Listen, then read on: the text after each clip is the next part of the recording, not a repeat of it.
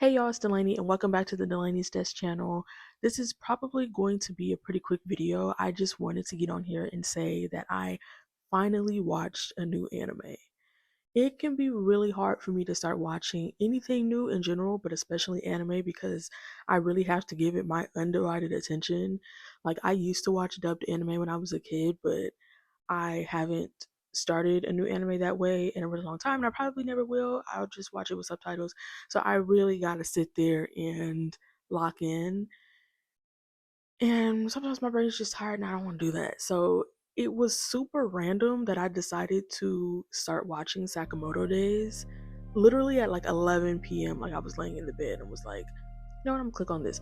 And actually, the reason why I did is because of the type of anime I thought it would be, and it was not that. Going into it, it was one of those anime that I had seen just like around. I remember seeing Taro, the main character, in his little convenience store apron and stuff, and I thought it was gonna be like kind of a lighthearted anime, their life in a convenience store, kind of feel good, maybe a little funny, witty. I kind of expected it to feel the same slot that Saikike does for me, which is like goofy, it's funny, it's just like what I watch to laugh or maybe like some feel good stuff. Boy, was I wrong. Sakamoto Days is about this legendary assassin, Taro Sakamoto, who falls in love, starts a family, and leaves the assassin business altogether and starts working or starts running a convenience store with his family. But there are some people from his past who are not ready to let him move on, and so now they're coming after him. I had no idea that that was the premise going into it. And what I really, really appreciated about this anime is that I was locked in from the first episode. I like that really helped me stay in it because, like I said, it's hard for me to start watching new things. So when like I'm not getting into it from the get-go, it can be really hard to push on. Like Jujutsu Kaisen took me 2 tries, and even now I still have to rewatch at least the Shibuya incident. um and Mob Psycho 100, which everybody always raves about, and I know that I love it. And I'm only a few episodes in, like 3 or 4 episodes in, but it hasn't clicked for me yet. So that's why I was just like, it was just so refreshing to watch Sakamoto Days and be locked in from the first episode. I would say like the fights are good, the characters are likable, which I love likable characters. Um, and it kind of is a feel good anime because of the type of person that Taro becomes. Um, I feel like we don't really get a lot of insight so far. There's only one season out, but the manga is further along, and I'll get to that.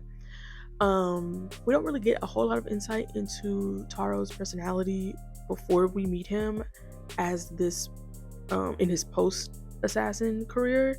But uh, he's a guy that doesn't talk very much. That seems like a constant from his assassin life to his post assassin life. Um, but the values that having a family has instilled in him do kind of put a feel good element into the anime. So there's that. Like I said, the fights are good. They're creative because of one of the stipulations that he has for himself and the people who are on his team. I'm not gonna spoil it for you if you want to watch it. Again, I do recommend it. Um, but that adds an element of like difficulty to the fights because there's only so far that he can go when he's trying to fight these people who are literally trying to kill him. Something I also really enjoyed was the growth of some of the side characters, specifically Shin, who used to work with Taro back in his assassin days, and eventually gets recruited onto his team, and is fighting along Taro now in his post assassin days.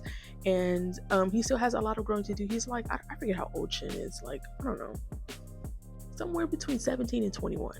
I, I can't remember, but he obviously really looks up to Taro, and he has his own journey going on throughout this first season where he is trying to grow and get better and stand on his own and make sure that he is not a burden to Taro, but more so an asset. And so that's also another storyline that you can kind of latch onto and follow. And he's a super good kid, and I really enjoyed seeing him get stronger, because even throughout the first season, like, there's so much growth there. And there's also the introduction of another character, not Lou, although Lou is she's T. I want to cosplay her one day. But I think her name is Akira. Don't quote me on that. I'll put it in the editing if I'm wrong. Um, and she also introduces what is going to become a bigger storyline, I'm sure, because she has a connection to someone from Taro's past. But the season kind of ends around that time, so we don't really get to dive into it too much. But I feel like it was a really good first season, because it went through, like, I feel like 3 arcs in the first season. There was, like I said, a lot of character development for Shin, and other characters. You get funny characters, you get the heartwarming stuff, you get really good fights, and also it introduces so much lore that you know is going to be fleshed out in subsequent seasons. So I really hope that they decide to animate another season. If not, then I can always read the manga, because I know the manga is further along.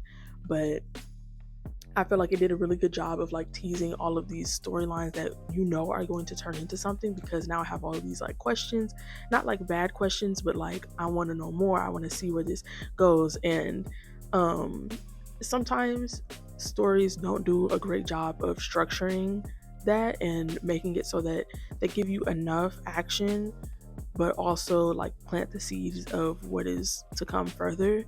And I just thought it was a really good example of storytelling, because, like, I'm hooked. Okay, I'm so mad that they released the Taro Sakamoto Funko Pop right after I bought a bunch of other Funko Pops that I'm going to show in an unboxing video. I actually think I'm going to put those videos out, this video and that one out, on the same day. So by the time you're watching this, it's probably already up, but it's neither here nor there. But I also wanted to talk a little bit about the manga, because I haven't really been plugged in all that much to, like, the anime community. I didn't grow up with a lot of, like, friends and stuff that watched anime.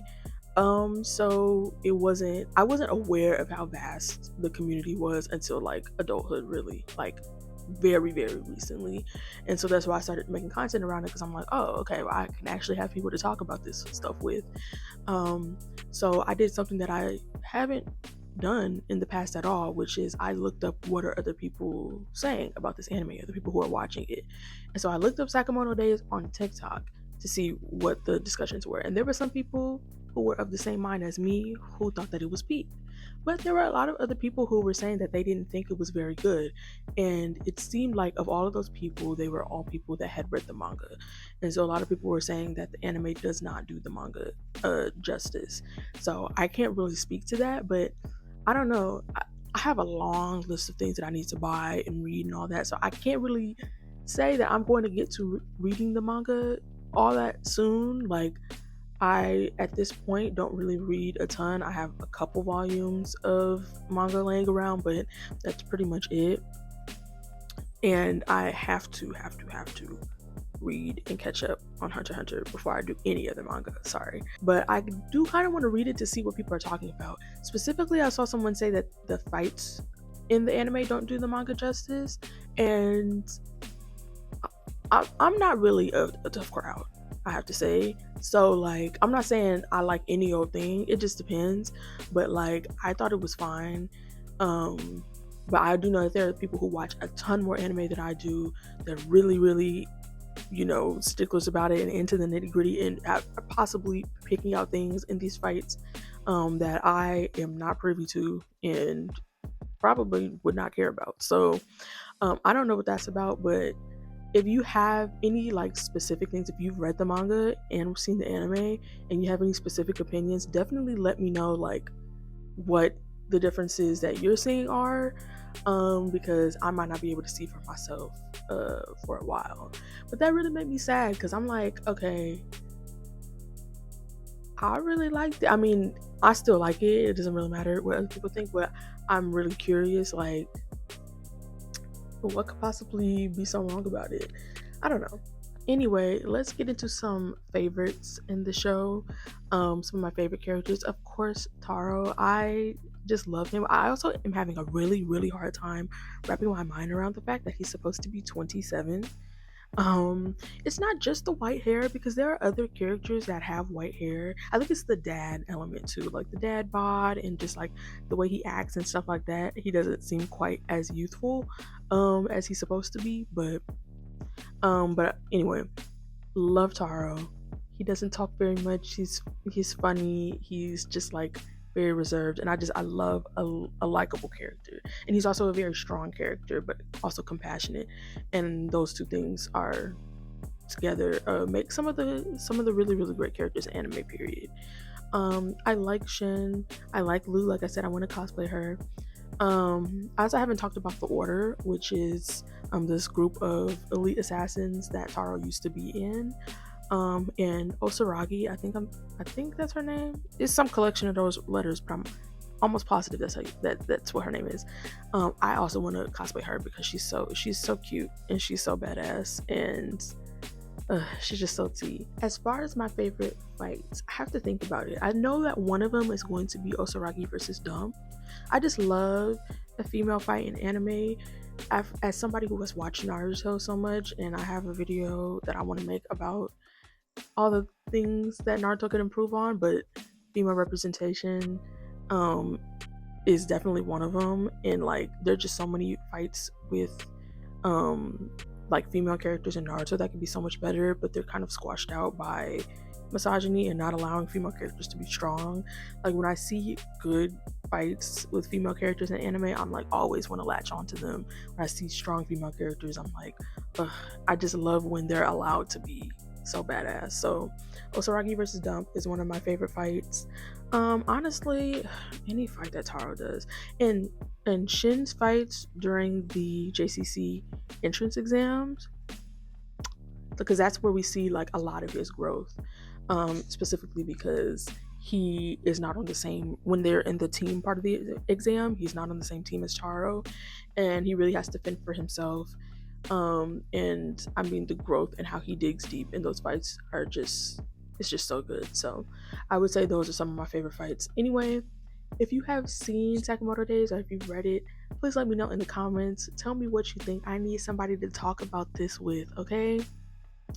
But yeah, that's all I have for this video. I think it feels like it was pretty short.